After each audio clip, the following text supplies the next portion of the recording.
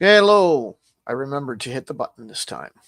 Um, well, if you follow me on Twitter, wow, huh? Yeah, you probably don't though, so that's all right.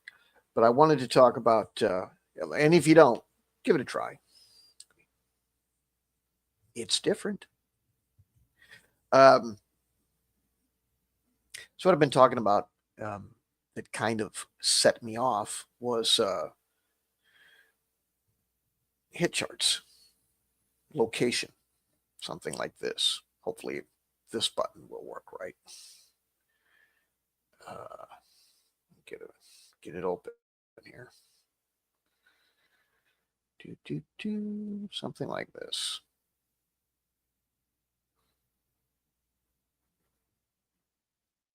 Is this all right? Yeah, there we go. There we are. So, uh, stuff like this, it gets panned immediately. See, one time, this guy who everybody says can't be wrong about anything, whose name is Gary Gygax, uh, said these are bad. So now they're bad. It doesn't, it doesn't matter what you do or what you say or how you argue for this or how you get people to explain. They no, no, no, they don't want to hear it. It's a horrible thing and it makes a game go slow. But this is a common complaint by people that is ridiculous. That if you avert your eyes from, dead center down to a page that you read in order to play the game in the first place, you've slowed the game down considerably. It's a cheap excuse. Um, I don't know why so many people can't just say, I don't like something. But in gaming, they can't. There's two things they can't do more than any other two things. And that is just leave it at, you know what? That's not my thing. I don't know why. They have to give you I mean, I kind of know why. I suspect with a lot of people, because some people do it. Every once in a while, I'll see a guy go, just, yeah, that ain't for me. I'm not into that. It doesn't appeal to me. I don't like it. But most people have to give not just a reason. You don't really need a reason, you know. Um, I mean, some people will go, hey, well, what's your beef with it? But most people are all too willing to tell you what their beef with something is, uh, in about a page and a half or more. It's hilarious how a lot of the people who claim in other places that, hey, TLDR, they're always saying that. I don't want to read your backstory. I don't want to read this. I don't want to read that. But they're not allergic to words when it comes to saying how much something they dislike. And they'll use all the same words and phrases. Cliche this, in the weeds and clunky, fiddly, all that crap. And it's like it's hurling mud. Uh, my and my co-host, who's still sick, Magenta, by the way. Uh,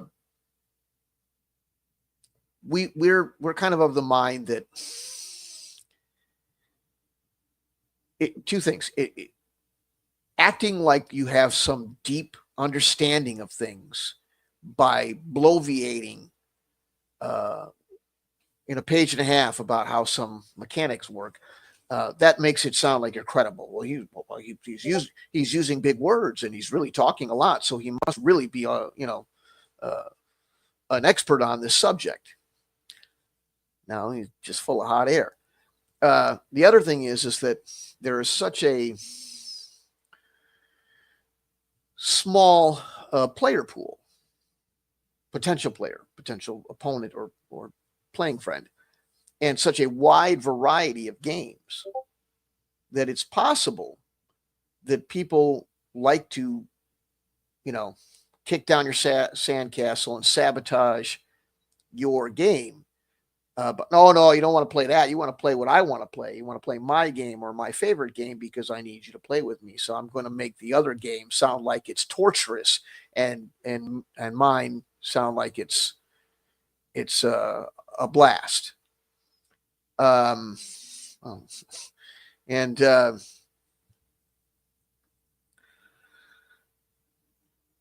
that's really a lot to do with it. I think that has something to do with it. But there's people that just, they're very passive aggressive and they don't really like you, but they don't, I don't want to make it sound like it's too personal, but it's kind of personal um,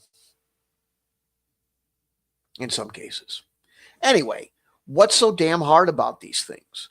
I There's no really, somewhere apparently it's admonished by Gary, and well, you don't need this or something. I believe they might be referring to page 85, and we all know how I feel about that. But I think that one way or the other. What what I've noticed with a lot of people is they don't know a damn thing about these systems. All they know is they've heard the majority of people say one thing about them, normally in the same words, verbatim, damn near. So it must be right. If 50 people walk up to you every day for the next 10 years telling you 2 plus 2 is 5, you're going to start thinking, well, it must be 5. Now, all these people can't be wrong, but indeed they can. And the first thing that they're wrong about is taking that I don't like it and turning it into it must suck or it must not work or it must, I don't care why you don't like it. Your explanation as to why you don't like it doesn't change the fact that you have just made a subjective statement, because that's what it ends up being. So, and then what a lot of people do with the hit location thing is they use one iteration of it as their, which is cherry picking. Whether they're doing that because they just want to defeat this concept for some reason, or they're just not familiar with it in any other iteration, they cherry pick and they go, well, here's why this doesn't work because this. But usually it's just because Gary said so. And, Gary's got, it's an argument from authority. And they go, well, you can't argue with Gary. He's the one that made all this stuff up. It really isn't that black and white. And he wasn't the only guy working on the thing. And he's still a mortal man, and stop treating that book and everything written in it as if it's gospel truth. Sandy Peterson is another game designer. He's somewhat well known. He's done a few things here and there. He doesn't agree with everything, and he's the first one to tell you. He says, these guys aren't infallible. So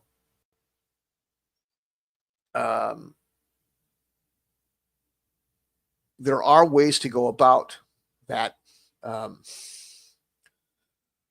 system that works to speed things up, whereas the general consensus from people who have just heard it through the grapevine that it doesn't. And really, the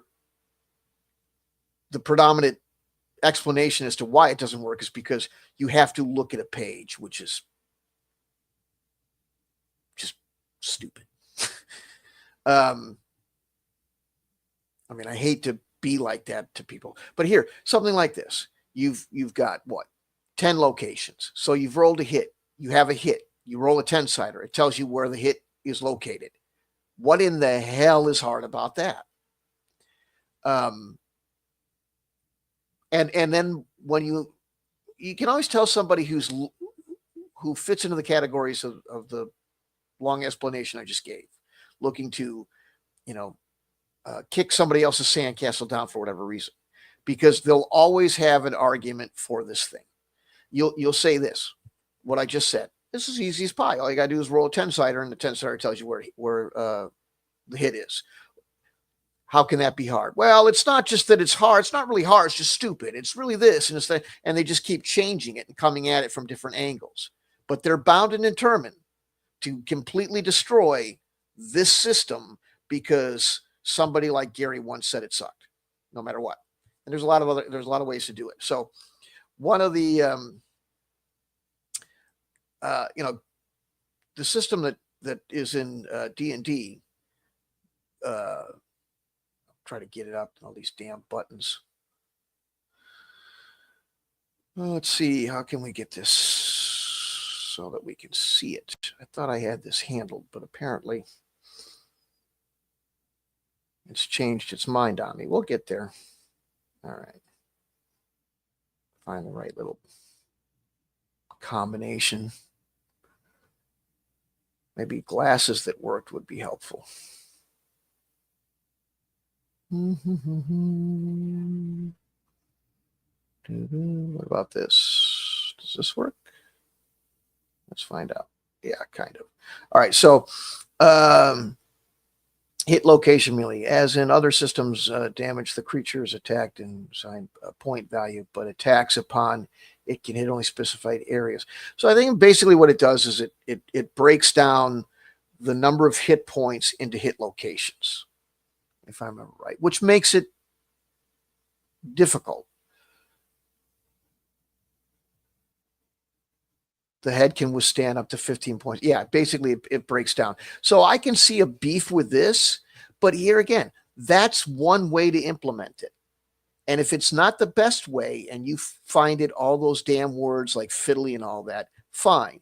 But that's specific to the implementation here. The one I showed before has nothing to do with that and is simply 10 generalized locations on the human anatomy, head, chest, and all. And it the idea that that is slowing you down because you glance at that silhouette to see what number is located to what is absurd. And you're just looking for a reason at that point. Why?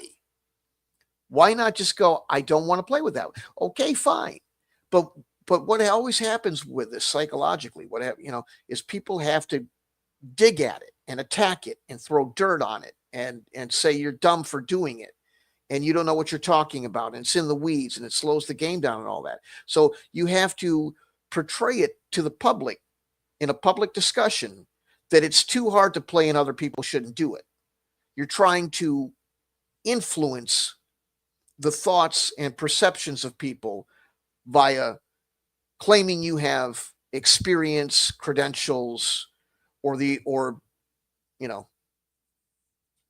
belittling the other person. Like last night, I was talking with an individual and they just, I'm not wasting brain power on this. Like it was some sort of, stupid argument.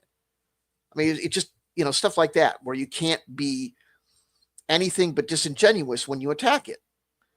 And then people will come back and they'll say, well, why do you need to convince other people of what you're doing? Why not just play it and enjoy it? Because I know how easily influenced people are by credentialism and media. I watch it all the time. People repeat things, you're not all, people say, well, you're acting like I'm stupid or gullible. Well, no, not necessarily, but nonetheless, you can be influenced by it. Probably more so than you don't realize. When you start repeating a word that you heard on TV in some buzz phrase, 100 times, would you be repeating that phrase if it wasn't something you picked up off the TV? The media has influenced you. It happens.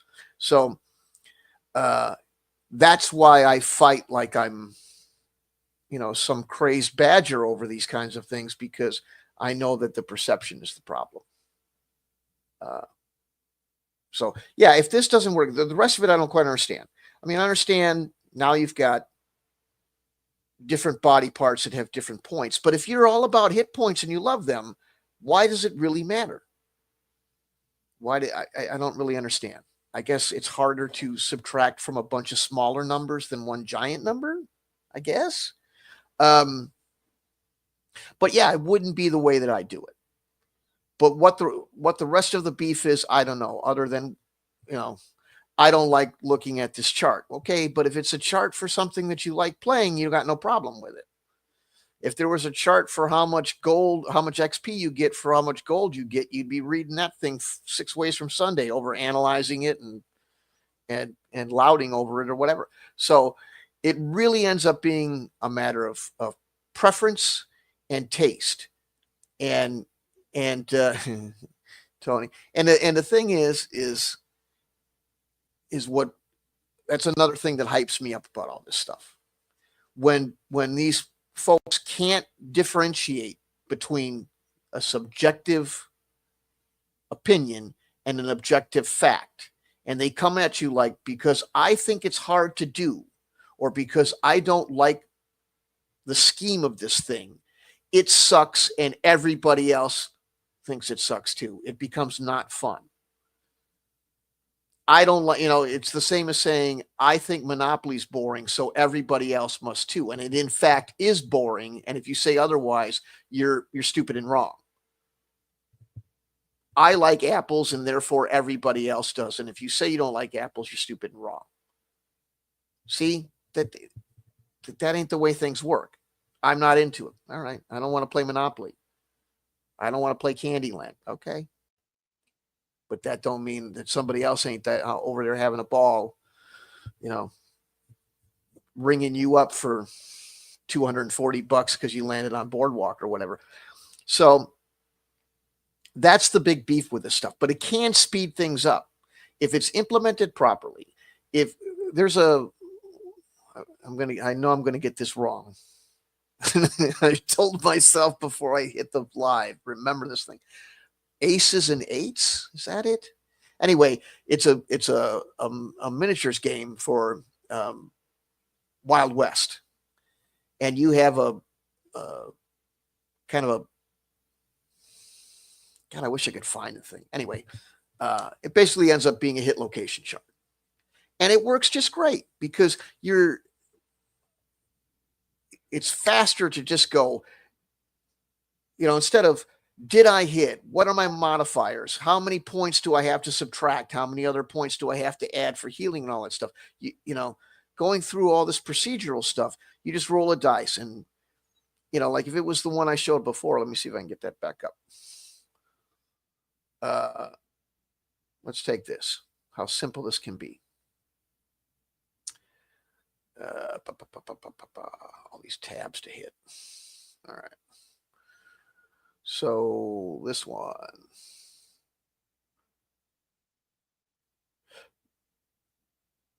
I think this will do it. Yeah. So this one here. Okay. So we've got 1 through 10. 0 is a 10 on most 10-siders like that. All right. So what if we just took a 20-sided die and said everything that's over 10 is a miss? Now, you might not like those odds, but it's a simple and quick explanation to show how you've just made the hit location and the 2 hit 1 roll. How the hell is that slower? Then I have to determine what my target roll for hit is. I have to come up, with the modifiers for all that. Then I go back and do the same for damage because, gosh darn it, I've got to have those pool of numbers that are almost up to triple digits like D&D does. And if it's not that, it's unwieldy and in the weeds and clunky and fiddly. And no, it's not. I just answered the question with 1 die roll. Did I hit? And if so, where did I hit? Based on where I hit, now I know how much damage was done. Instead of some pool to subtract from, what are you doing? Are you shooting at him? Where did you hit him? Number 1. Now you have your answer. Have people survived a shot to the head? Yes. But Mr. Detail can understand you can't, so generally that's the end of your day. Maybe if you're hitting the shoulder or something, you can talk a little bit, that isn't necessarily going to kill you right off the bat. Hitting the chest, we're going to call it the heart. We're going to say you're gone. 9, somebody better plug that hole quick and get you some help because gut shot's a bad one. But you can put a level based on location and type of weapon being used and make that the damage situation. Now, here's another reason why people screech and moan about that, because they don't want a game to be that lethal. And there's simple ways around that besides some gigantic pool of numbers for all the math aversion that you hear in complaints about certain things. Nobody's got a problem adding and subtracting every damn time they play a combat, even though they're complaining that takes too long too. So, right, Tony, thank you. But these people, they've read something and they absolutely insist that this got to be the other way because this guy who said it cannot be argued with because he did this one thing this one time, and it's bullshit. You know, Gary himself has contradicted numerous things he said over the years for a variety of reasons. Sometimes people can just change their mind.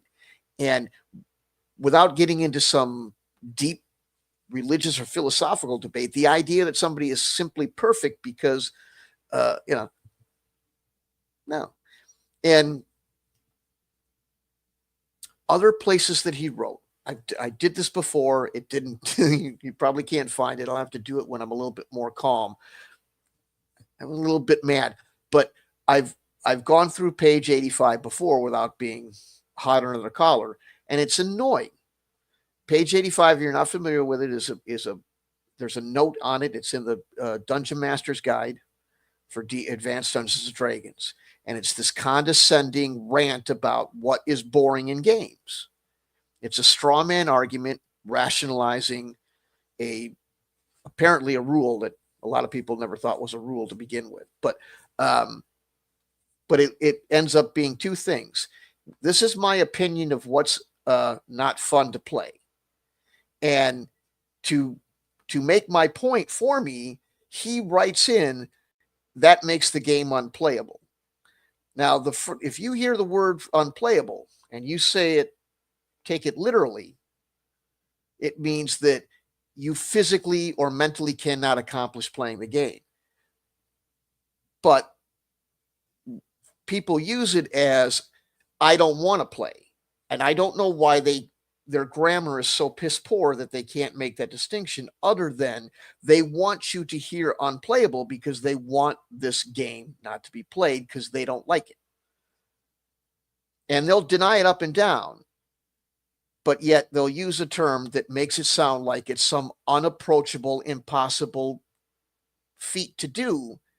And 9 times out of 10, whatever game they're talking about, I played it all the way through and didn't have all the bitching and whining about how long it took, because it didn't take that long. But we also realized that it wasn't a 2-minute commercial of a game and that it was going to require a little bit of time. Just like when you open up Monopoly, it's got a time frame on it, and you're lucky if you get in under that time frame. So it's just an absurd metric that they use because they don't like it and they want to hurl mud at it. But the system itself, the idea of hit locations, works very well, especially in tandem with 2-hit, where you have places on the target that register hit in different places, and then die facings that are off the target that represent a miss. Now you have condensed something that is usually 2 rolls, in some cases used to be 3 rolls for a variety of reasons, into 1 roll, but somehow it's still slower. All the reasons they're arguing it are disingenuous and have nothing to do with its merit as a mechanic that furthers play or anything like that. It's just that straight up. I just told somebody I was at the. Give me a second while I.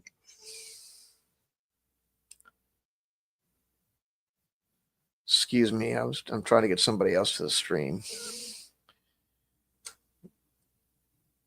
I still struggle with the delays that come from communication over the internet. I swear, man. When it was 56K dial up, I didn't have as long of a delay as I do now that I have 600 Mbps or whatever. Sometimes I swear it's getting slower, but anyway, but yeah, it is easier, and you have. Now here's the thing. One of the ways I had to do it, I wanted to do it where I thought it's not even about being easier or harder. It's just not practical from this production standpoint, from the cost standpoint, was to have a chart for every type of thing. Here's a chart for planes. Here's a chart for I was even going to get a little one step closer. I mean, here's a chart for an ME262. Here's a chart for a P51 and stuff like that. The thing is that the cost and the size, it would be now what I would like to do is do that where you get the things PDF and you can use a generic one or you can get more specific if you want and just have everything run off of that kind of hit chart where here's all the places you can hit something, but I thought about it and I says, what's your, I believe that it's, and I can prove that it's faster if I can get people to play it. But there's convincing people. Here's the only thing you can convince people easily of in gaming, that game sucks because it's too hard or too complex. People will believe that shit. But convince them the other way around or try to get them to try something new, especially if I once heard my sister's brother's cousins played that game one time and he said it sucked.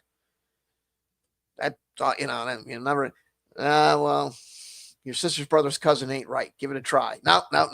That's it. You can't spoon feed people this stuff. So, and I think a lot of people know that. And I think that's why they keep using all these invectives and attacks and stuff like that. But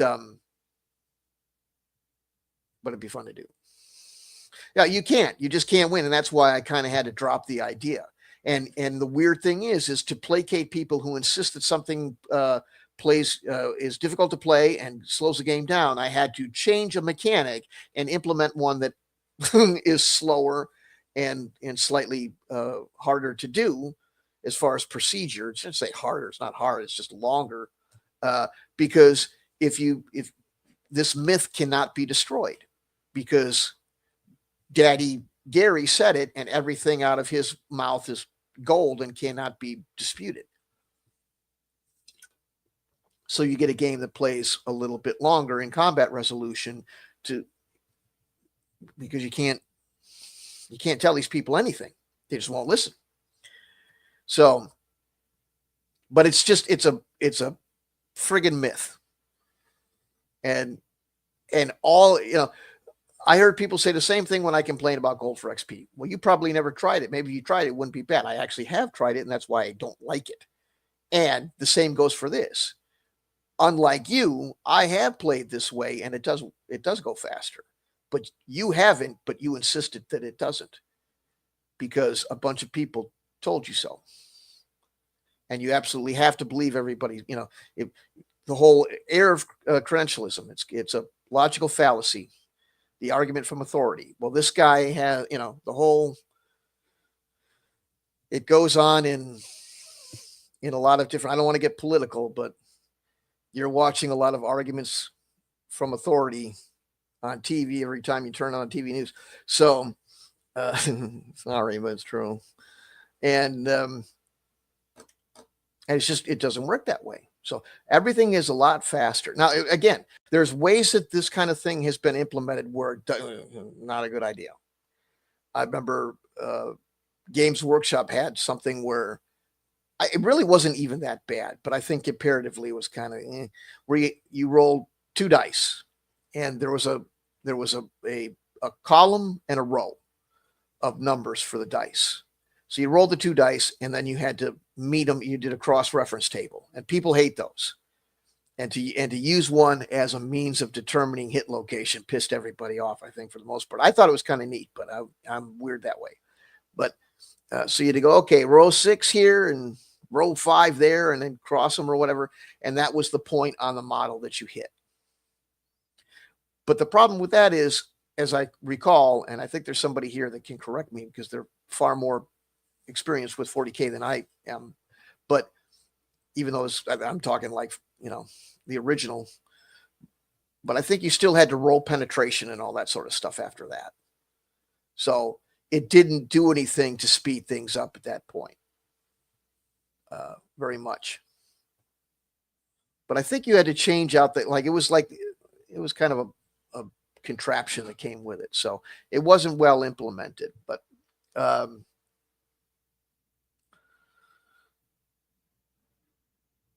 it's a system that if done right can be much more intuitive and much speedier. And if you're concerned about it being too lethal, there's a simple backstop that can control that too. So uh, I'm not any genius or anything like that. I'm not trying to be the egomaniac that most game designers are. But in this case, and in a lot of other cases, sometimes the design choice has more to do with marketing or this wrong-headed, I've heard it always done this way, or I've always heard cautions against it. So I'm not even going to try it because it has this effect based on that mythos instead of at least giving it a shot.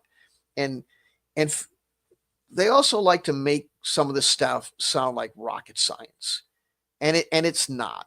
It really isn't. Um, Having worked on the professional side of things, when these guys act like they're the second coming because they came up with some way to, it's like, oh, it ain't that big of a deal. So um, so sometimes you read stuff from people who have a lot of credibility, and you go, there's a 10 times better way to do that, a 10 times easier way to do that. Why do everybody think this guy's a genius? And why is this, if this guy's such an experienced game designer, why is he pushing that? Maybe because he knows, or he or she, I should say, know that no matter what, if they push a certain angle, all they're going to get is a bunch of vegetables thrown at them, like me bringing up this. If I had a larger audience, somebody like some of these other big streamers, and I brought this up, I'd have people booing and talking smack all through the channel, telling me I don't know what the hell I'm talking about and all this stuff. I'd have it'd be a flame war, and maybe they just don't implement this kind of thing because they know that's what they'd get. But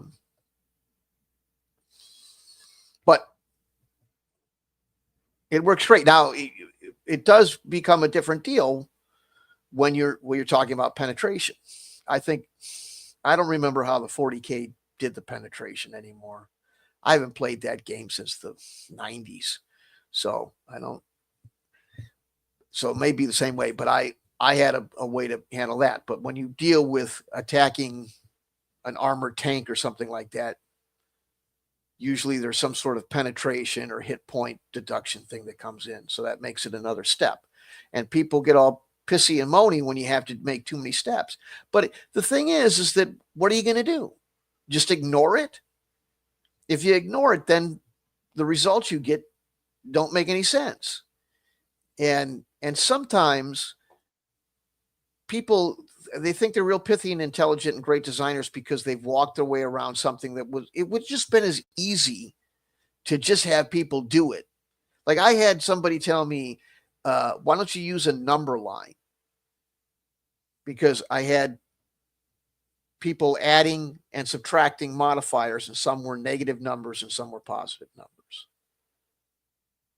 And so I was supposed to make this palatable to the average gamer.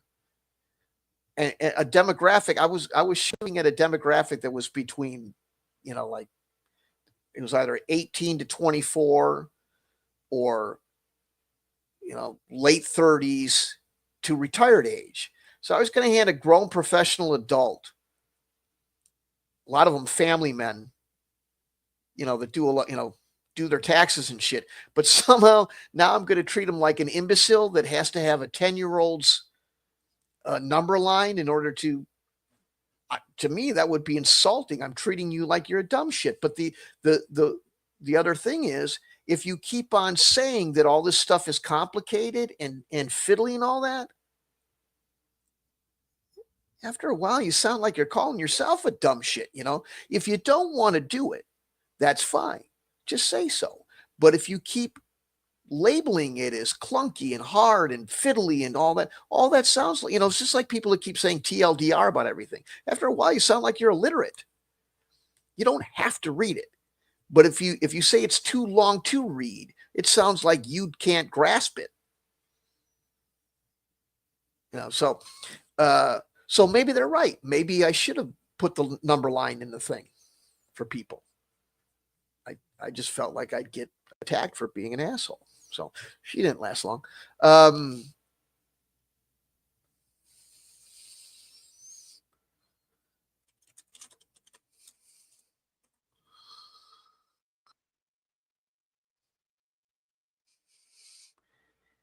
Anyway, so I've chased him out. So the thing, and here's the other thing: somebody comes in and listens to this, and they get tired of hearing it, and then they just log off.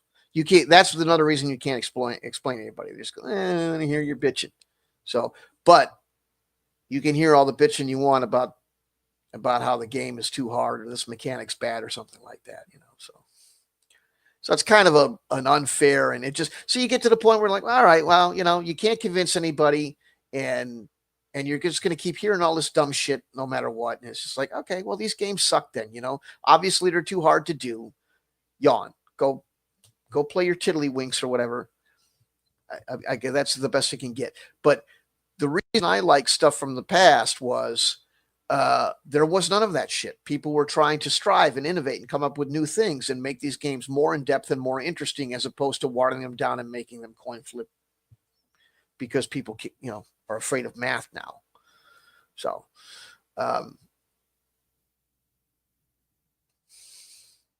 there you go. But anyway, it really is just the simplest way. So what I've done instead, so here, now let's explain what I had to do instead. What I had to do instead was I came up with a one, because everybody seems to love counting backwards from double digits. So I went to a 1 to 100 hit point system, where no matter what size you are, or what level you are, it's counting back from 100. The difference is if you're attacking something that's much larger than you, or has, is tougher than you, then your damage is scaled so that every swipe of the sword or whatever does less damage than it would if it was somebody that was your same size or same level. So that's how I scaled it. But that way, because everybody's so damn sensitive about numbers and math, it no matter what, you're always going backwards from 100. And if you love those hit points and you love doing that in D&D, then you must love this game. But it's not as, the thing with the hit locations was a lot faster and easier and quicker. It doesn't work better, but it satisfies these people who absolutely insist that these hit locations, because nobody would buy it. They'd all just go, oh, you don't know what you're talking about. That's bullshit. Gary said those don't work. They just start screaming the same shit. They start it's in the weeds. That's the one they use a lot. It's too hard. It takes too long. It's counterintuitive. They have a laundry list of phrases that they hurl at almost everything that presents some interesting mechanics, some flavor, some depth to the situation. And all so they don't want a story that starts and tells everything through. They just want flashes and scenes and fast forward past everything and all that crap. That's what they're looking for, because that's simple, and it, details make the game bog down. But I think it's details make your, I don't know. I don't want to get too old fuddy-duddy about it, but I think it's a generational issue mostly. But I have heard this stuff on and off from people for decades, literally since like the late 70s. So that's another reason I just hate hearing the shit, because it just never ends, and it's everything all the time gets that list: in the weeds, clunky, complex,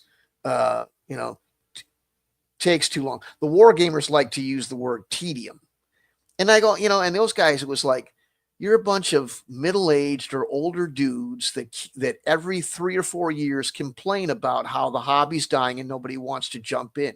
Have you self-assessed what kind of people you are when a new person shows up. Because even if you're semi decent, which most of them aren't, it's something about gamers and you know, um, and there's exceptions, but there's a lot of people that just, I don't know what it is. They're on the spectrum or something, and they don't understand how to conduct themselves civilly in a public situation or any type of social situation. So they're not real appealing. And so they chase these youngsters off because and I'm guilty of it sometimes too, but only after being pushed. Hey, you stupid, all you kids are morons. But the other thing is all these gamers do the same thing. I said it this way the other day or last night, and I probably got in trouble with Twitter for doing it, but I said, you make this stuff sound like torture. You use words to describe everything in gaming that make it sound like drudgery. No wonder people look at you like you're nuts for doing it. You make it sound like it sucks. It's tedious. It's, overly detailed. It takes too long to play. It's too much to read. There's too much math. The processes for conducting the game are too complicated and take all weekend to play just a couple minutes. People just look at that and they go, why the hell would I want to do that? Instead of going, hey, this stuff's great. It's really imaginative and interesting. It's just this constant negative roar about everything. Right. Right, Caitlin. They want a show. And I mean, great. But here's the thing. If you want to be entertained by passively watching a show, there's nothing wrong with that. Everybody loves TV. but then you come to the table and and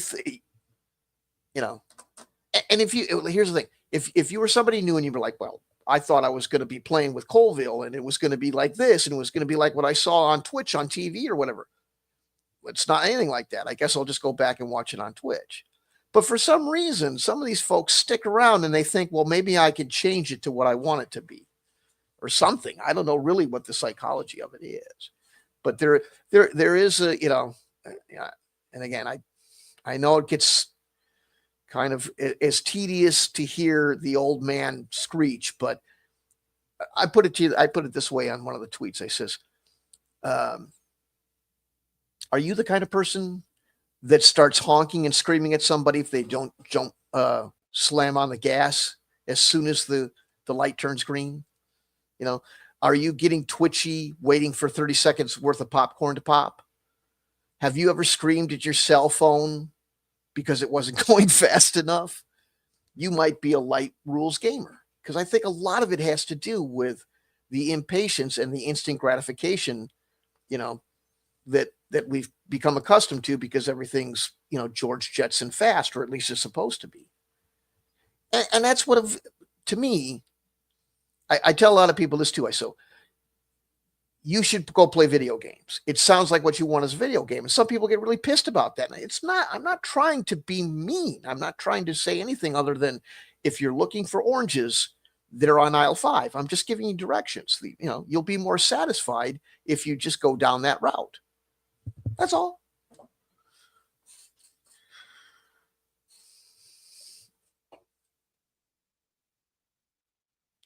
Honestly, the team is fun. If I've fallen in love with AOS and Kings of War because of the tedium and how detailed everything is, these details are what makes the world feel right. It's an immersive thing. It's an immersive thing. And,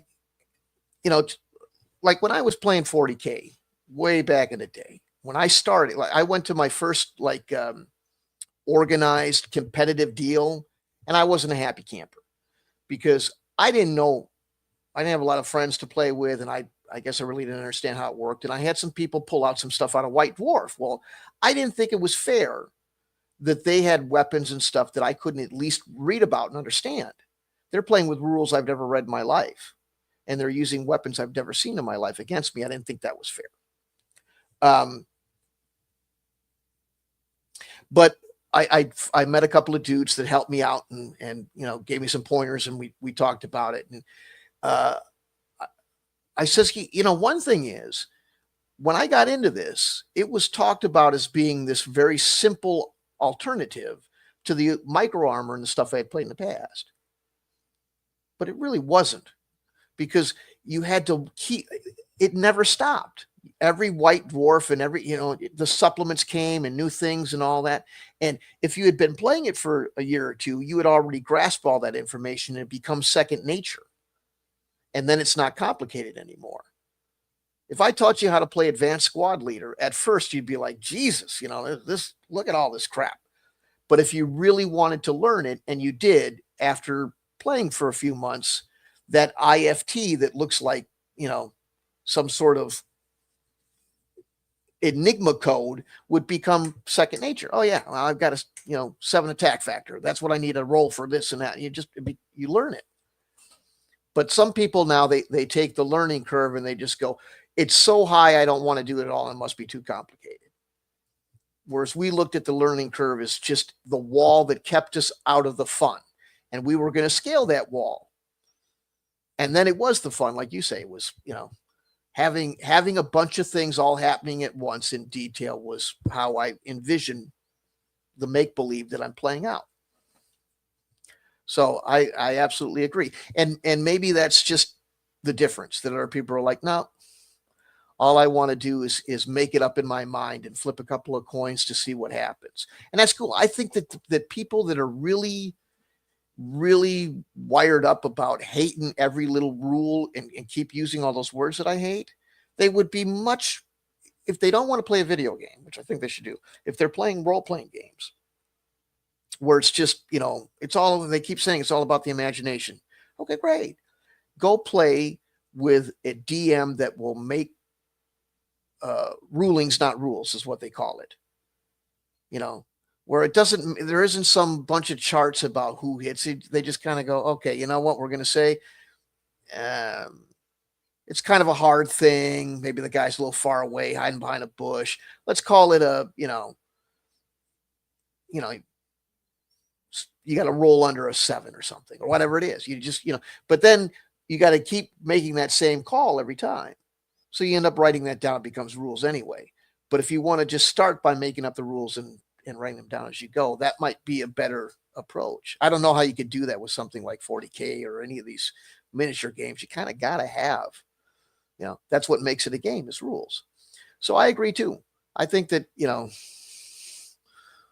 the other thing is you can have rules that you start out with a little bit. All these games that people said, oh, they were so hard in the 70s and look how obnoxious. All our old war games had, here's the basic rules. Here's a couple of basic scenarios. Make sure you understand all the concepts and you've played these scenarios and you feel comfortable with it. If you want more, here's more. Now we can add in, artillery or radar or whatever the hell it is. And then you read those and then you play a couple of that was the same thing with 40K. That's one of the guys at 40K, because I had a retail shop for a while. He goes, it's not the volume in totality. It's the fact that we spoon feed it in little sections. You're not we don't walk up to you with a pile of white dwarf and say, here, read all this shit. You get it every couple of months or whatever it was, quarterly, and it just comes in little palatable, digestible bites. That's the difference. And I said, well, Avalon Hill did that too, So it's just a different way to do it. But yeah, but I really like the whole idea of I think the irony of the hit location system is, if it was implemented across the board in a lot of these games, I shouldn't say every game because there's always exceptions, but if it was used in a more prolific manner, it might make a lot more people interested, because it really could shave off some of the detail for folks. But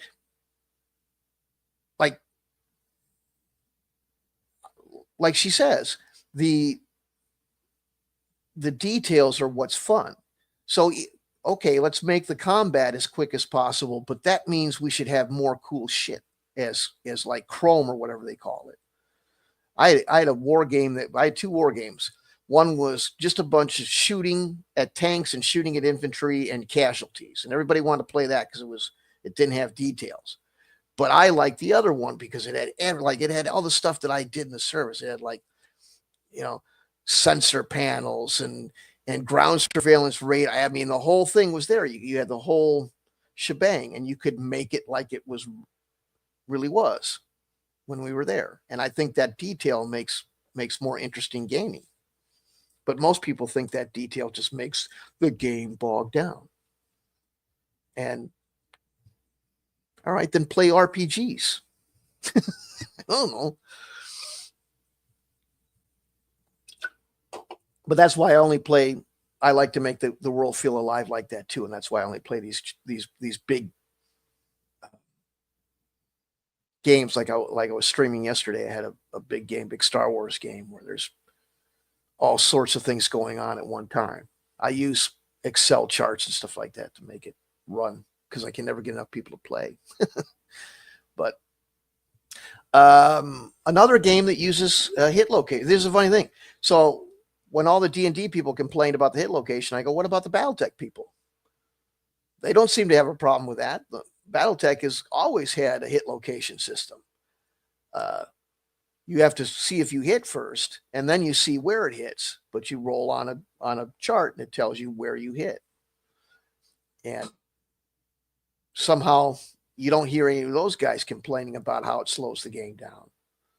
So, and then the people go, well, that's a different deal. Those guys are a different breed and all that. Well, no, they like that Battletech stuff, so they've learned it, and now that they have learned it, it isn't the big heavy load it looks like to outsiders.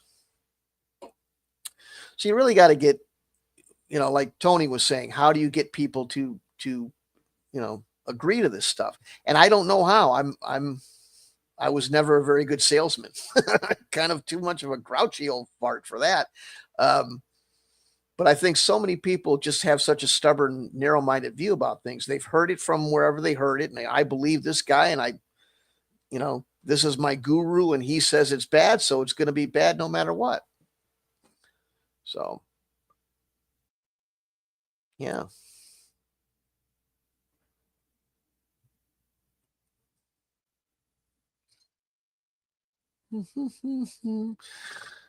So there's one way to do it. Anyway,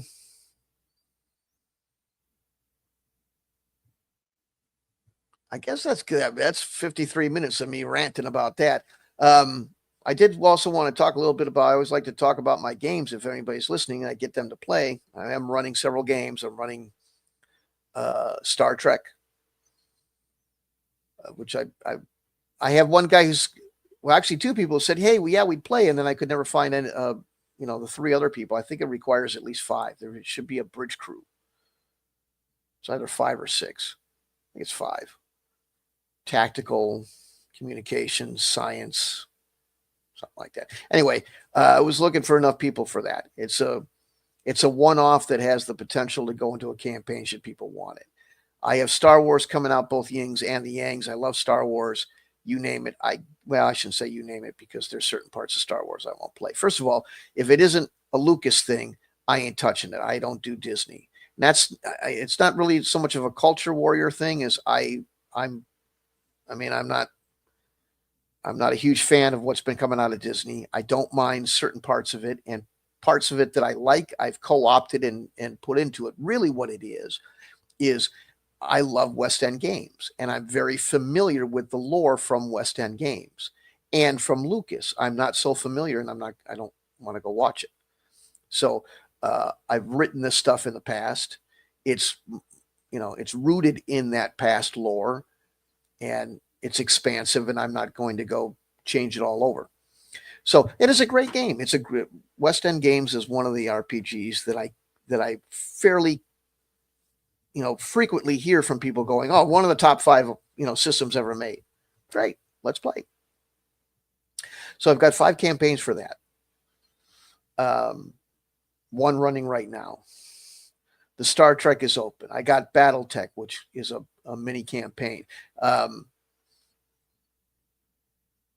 haven't done anything for. I do have something for 40K, but I don't have the money or the inclination to.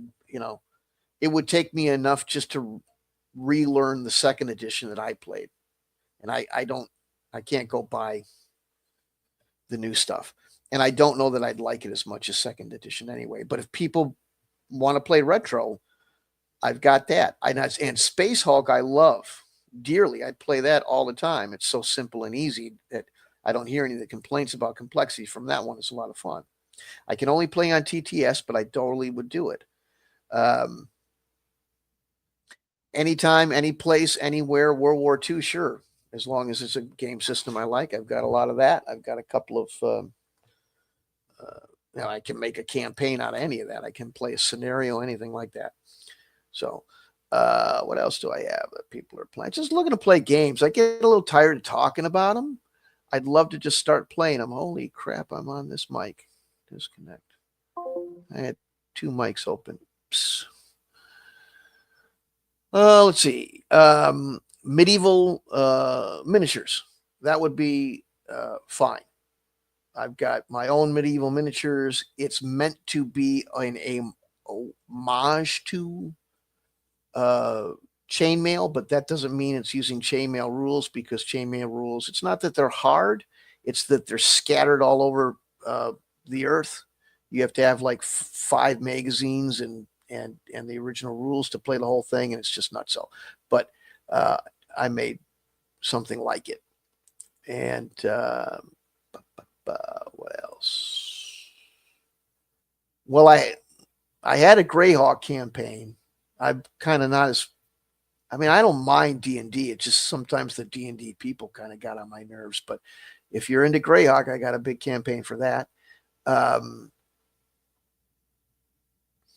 That's kind of stuff I'm doing. I also play a game called Dawn Patrol, which is kind of a World War I biplane role-playing game. But that's one of those things that people go, oh, I remember that game. It was complicated. Okay. But, and they always say that wasn't really a role-playing game, but it kind of was. If you played it more than just one battle, it became a role-playing game. And if you used your imagination, you could add in some more role-playing to it. But most people go, oh, that's some ancient fuddy-duddy game. But if you want to, I love the old Knights of the Air type of stuff. So whatever. Yeah, right. It's just, to me, the thing is, the people have gotten, I mean, everybody says I'm an old curmudgeon, but some of these guys sound a lot more grumpy, stubborn, and boring than I do. And I just kind of got tired of the whole everything is hard to play and all that crap. So I just gave up on it. I was always a 1E person, but whatever. I've got D20 Modern, and I liked that. Yeah, I've never tried any of the 40K RPGs. I would be interested in trying that myself. I'm not one to usually try new things, but people have been talking about that long enough that I'd like to give it a shot too. I don't have much of it. I've got some material on it laying around somewhere that I picked up thinking, oh, I'll get into this. And it was one of those deals where I thought, oh, I'll find somebody to play. And then I didn't. So it just sits on the shelf. But yeah, I'd love to try it.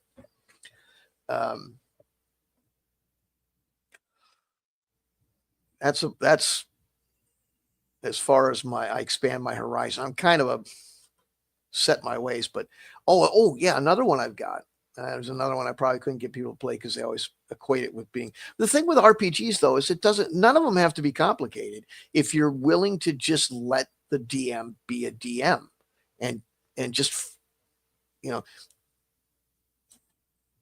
all you got to do is role play.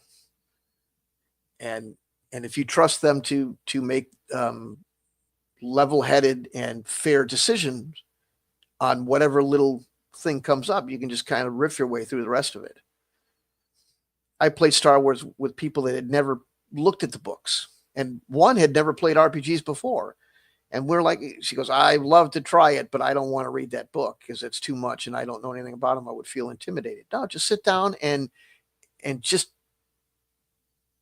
you know, envision your character, what you want them to be, and put the, I mean, they knew Star Wars, they knew the movies, so they just started.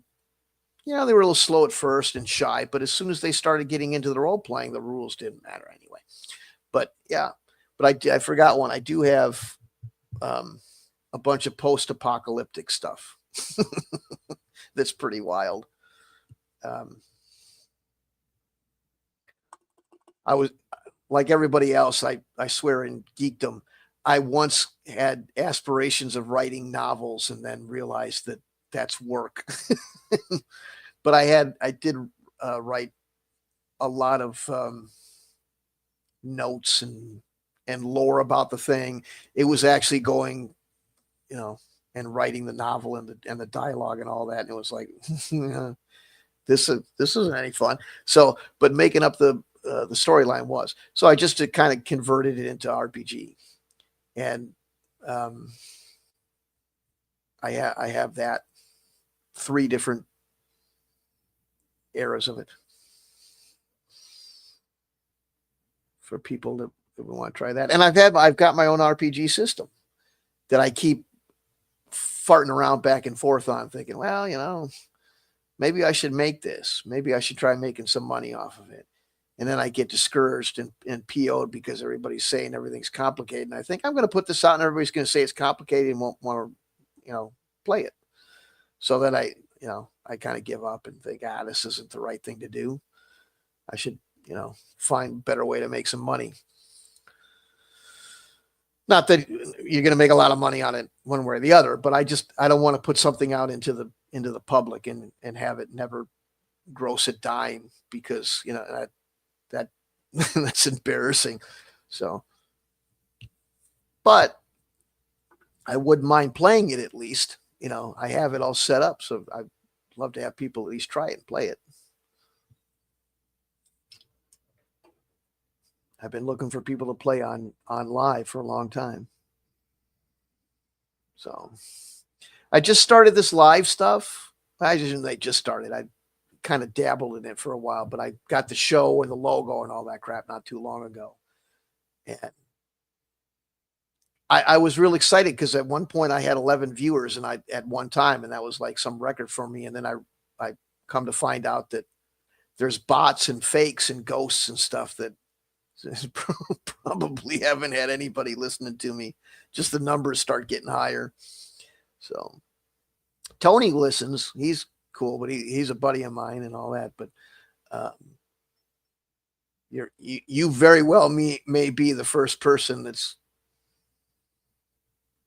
other than my buddy Tony and my co-host, even though the numbers say otherwise. But you got to start somewhere. So, but I started it because I thought I'd try to use it to promote that game, and then I just thought, maybe it's a place to find opponents or RPG players. So I tried Discord. Discord's fine, and I'll talk on Discord. I've got one of my own, like you say, we were there. But what I found is a lot of people will join your Discord and then never do a damn thing. No, you can ping them. They just never say a word. They never use the thing. And I don't understand what about that system engenders that psychology in people, but it does for a lot, whatever reason. So, so I've got 40 or 50 people on my server, and I get, 9 times out of 10, nobody will say a damn thing on it. But it's set up for gaming. So I'd love to do that. But actually, this system is actually superior to play games. I played a little role playing with Tony and a couple of people on this thing, and it was great. Because Discord can get a little hinky, especially with the sound. So,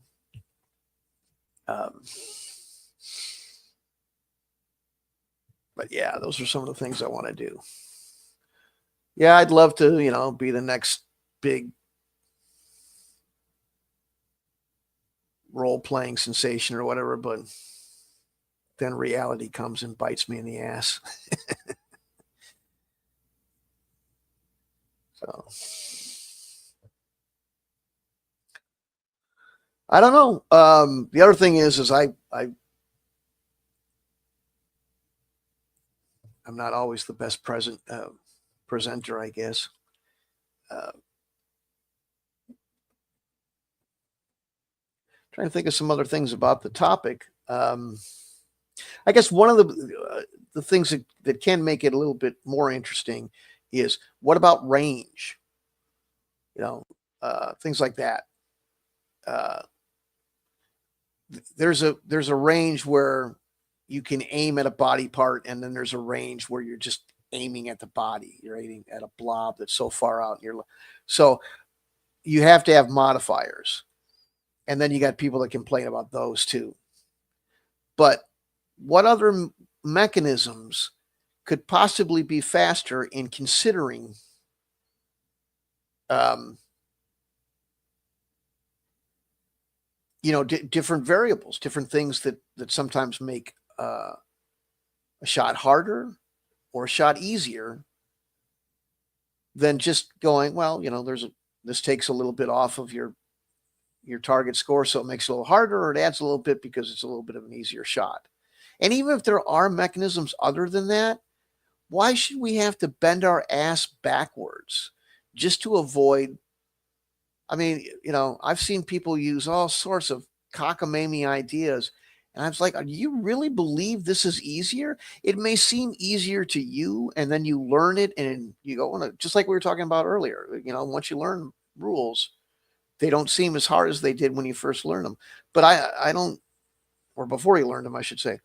But I don't know that it's any easier. It just looks such to the the psychology of the person or whatever. So I don't know.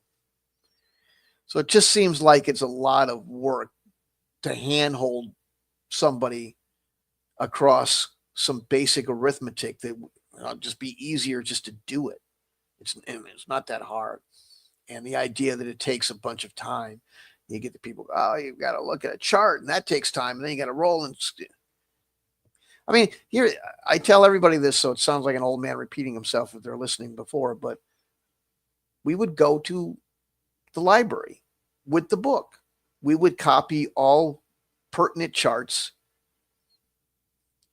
I mean, I'm not that old. We had Xerox machines, for God's sakes, and we would put those in there, and then we'd blow them up. And we'd blow them up and then put them on a little, like a little mini easel. We had these, they were for dictation. If you had a typewriter or something like, they were old. I got them from an old office supply store.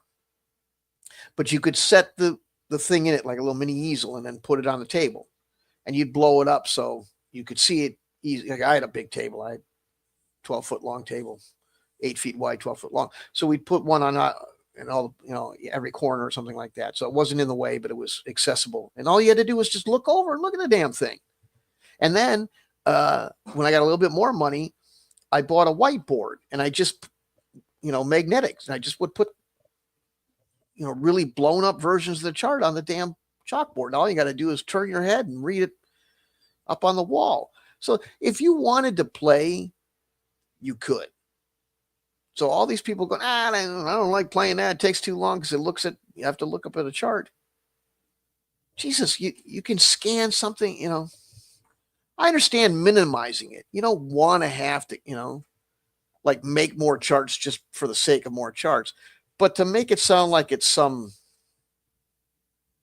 impenetrable obstacle. Anyway, I'm repeating myself. I get old and rah. But yeah, having something that changes in scale, or at least from distance of shooting, that can make an issue. But modifiers are the best way to do that.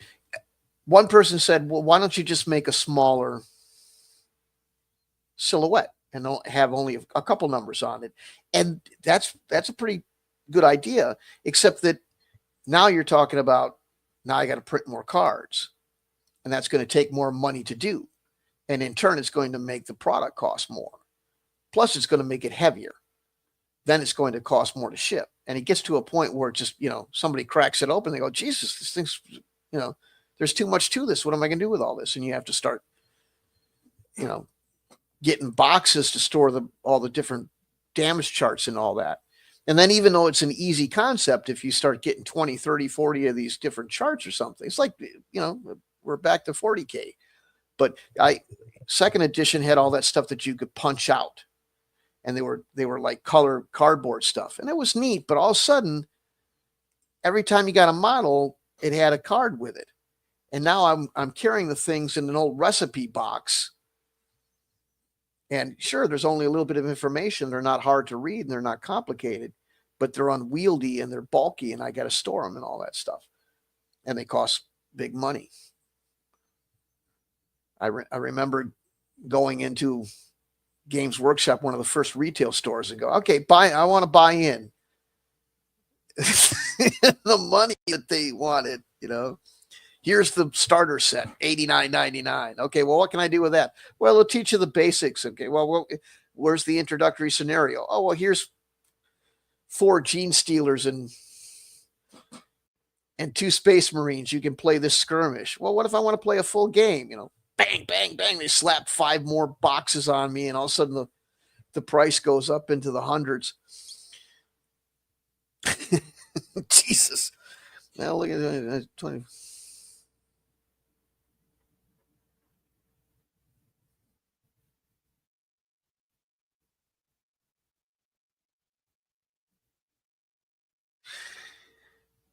So they nerf the range, and okay, now it's easier to interpret and there's less math or whatever, but now everything starts becoming less and less differentiated.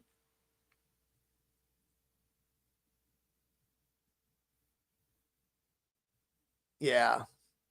And, I'm sure though a lot of these younger people like that, and but it really does. What I found is there was a game called Axis and Allies Miniatures. It was World War II and all that stuff, um, but there's all these people complaining about Squad Leader and how hard it was and all that stuff and how expensive and everything. So this company came out with this miniatures game, and we're going to fix it. Oh, good. It won't be complicated. All the people that are dying for simple, this thing was such a Candyland clusterfuck that okay, you got what you wanted. Be careful what you ask for, because now it's so boring. And everything is so the same. Now, the 80-ton or 70-ton Tiger tank, the difference between it and the Sherman is almost nil, because if you wanted to have that difference, you would have to have more math than these people thought the customer base would tolerate. So the funniest thing happened. All these people that are screaming games are too complex got the Axis and Allies and started writing more complex rules, because there was so much missing from it. It was so watered down. Right. That's what exactly. No, there's no difference between it. Now, the only difference is I got pointy ears and you don't. I don't. The only exposure I have to modern D&D is I had a friend who bought me Baldur's Gate. And the only reason they bought something like that for me is they go, I want to finish this game and I can't do it without another person. So I've played I don't know, 50 hours worth of Baldur's Gate with this person. And I mean, if you just play it, it's a fine little turn-based role-playing game, as far as video games go. But if you keep trying to tell yourself, remember, this is how they're playing D&D now, you go, oh, Jesus. No, thanks. Everybody's got Fireball and all that crap. Right. And there was no difference. Plus all the other, the bear sex and all that stuff, I don't know if you tried Baldur's Gate yet. I don't want to get too gross on the thing, but I had to look at it twice, because in the character generation, there is a button called genitalia. Yeah. Holy socks. And you can cycle through some choices. Oh, God.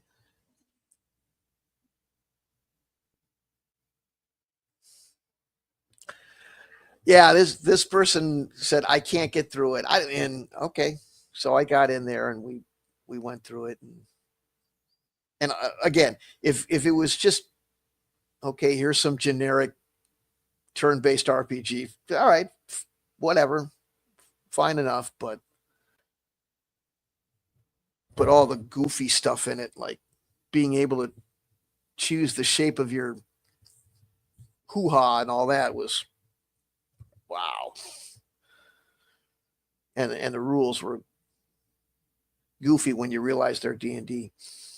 So I didn't pay for it though. I just want some company, so that's fine. I don't got any problem with it. But that really blew my doors off when I saw that. Um, but yeah, that's what happens if you nerf the, we used to play with 20-siders and 100-siders, or percentile to come up with different variations of, you know, chances to hit based on all sorts of things going on the battlefield. And then people did the same. They complained and complained. Why do I need to roll 52%? Why can't we use this other dice and reduce the math? And then they started complaining because, well, this doesn't really play like like the history I read. No, it doesn't, because you've rifled out all the variables.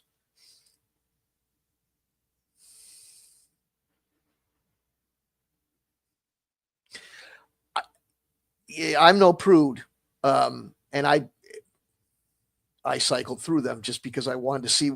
I couldn't help but giggle, and I don't mean to be mean or anything like that, but I'm like, so why would I mean, if you're a dude, there's only one choice, what I'm saying, for size, right? But yeah, it was crazy. So I didn't like that at all. But fighting some kobolds or whatever, and getting loot, that's fine.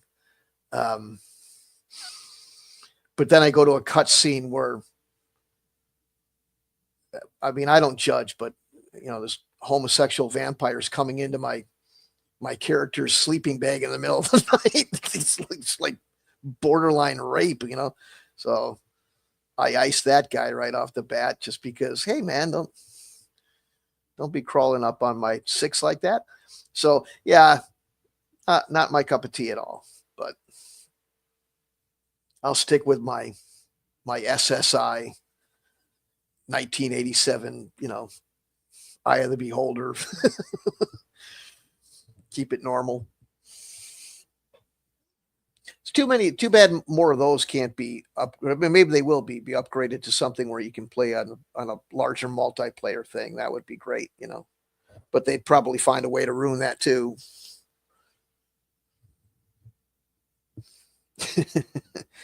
But yeah, and that's another reason I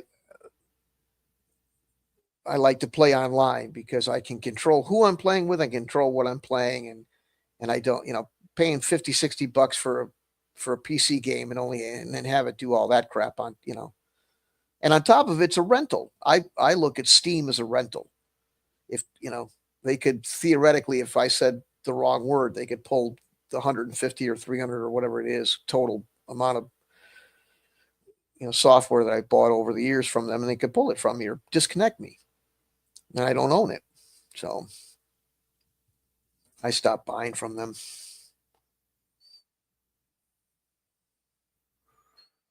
And but I do use I can't get to Tabletop Simulator without GOG or Steam, so I keep it for that, because I love me that Tabletop Simulator. That's the best $20 I've ever spent in software for gaming. What a joy! Oh, I live in an apartment. I can't have a miniatures table anymore, so that hits the spot. I can play my BattleTech or Space Hulk or whatever. Someday I'll learn how to put my own models in there, so I don't have to rely on other people for that. It'll be really great. That's where I play all these games I'm talking about. I do it on tabletop. Either that or Discord. If it's an RPG and it doesn't need miniatures or anything like that, then I just do it on Discord or this thing. But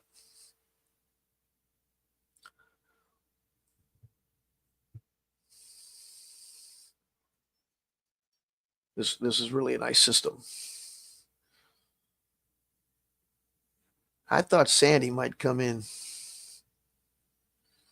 and talk about this, but I guess not. Sandy Peterson. I should just say, hey, come on in. Talk to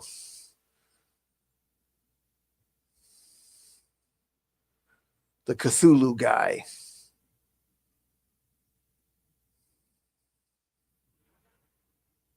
Yeah. So last time today was the hit locations. Last time was the gold for XP. That one always got my goat too. I hated that gold for XP stuff. Boy, people really get wound up about that one. That's another one where I think it's not so much about the mechanics as it is. If you get rid of that, then the game's a lot harder. I think people just like the idea of being able to rifle through the levels by grabbing gold. But it never sat with me logically. I always thought it was a dumb rule that was like putting it on cheat mode. But I'm not. That doesn't appear to be a very popular opinion, but I'm not the only one that has it, though.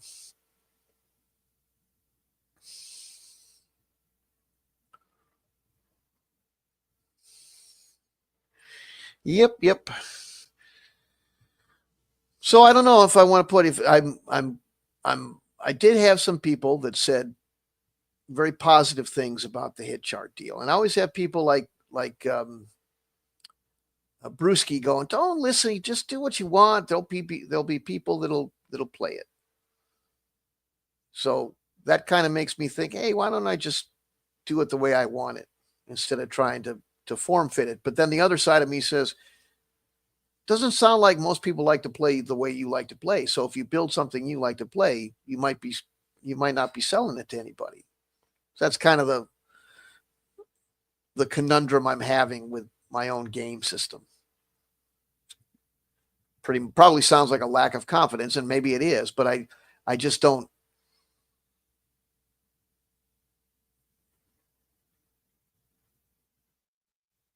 I just don't see. I don't see. I don't want to sound like it's defeatist, but why go through? It costs money.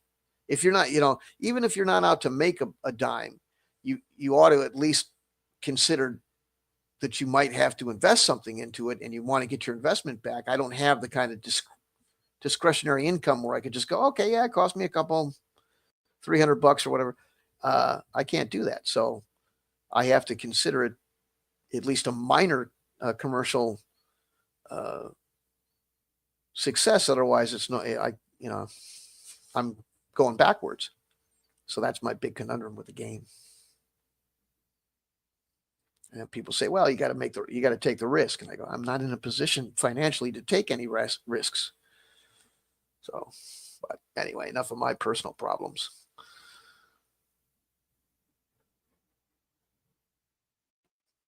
So, well, thanks for hanging out. Hopefully, I'll get a larger audience. Not that I don't enjoy hanging out with just a couple of people here. Thanks for being there. I would like to, grow the channel, as they say. One of the problems I'm having or seeing is there's a lot of,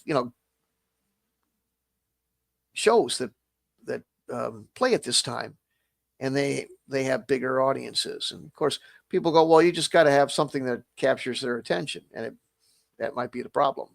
Mr. Excitement might not be able to do that, but I was playing around with the idea of, playing games on live, thinking that might be an attention getter. I don't know. Some people say they find that boring, but I see a lot of people doing it, so I don't know. What do you think, Tony? Tony, you still with me? See, wow, I've almost gone an hour and a half. I'm about ready to wrap it up one way or the other. So, I've run out of things to say. So I should try to keep these. That might help. Trying to keep them within an hour length. People don't have the time to be hanging out for hours at hand. So, but thanks for doing it. Thanks for hanging out. Nice talking to you. Hope you come back again. I'm going to, one way or the other, I'm going to do these at 9 p.m. every day, at least for a little while more. See if I can, turn it into something where, as far as viewership. But yeah, I think maybe I should, I've been doing 3-4 hours sometimes, and that might be why nobody wants to see it. So go ahead and enjoy the rest of your evening, and I'll talk to everybody or anybody or whoever on Discord or whatever throughout the rest of the night. Thanks again. See ya.